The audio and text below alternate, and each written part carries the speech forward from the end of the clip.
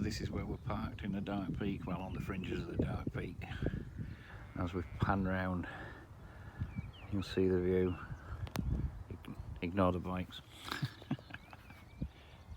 So in the mist over there, you would normally just be able to see out to Bleaklow. Going over the top there is the A628 Woodhead Pass.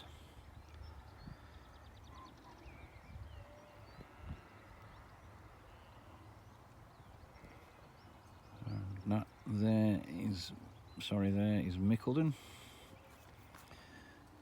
Over there is Pikelow and Margery.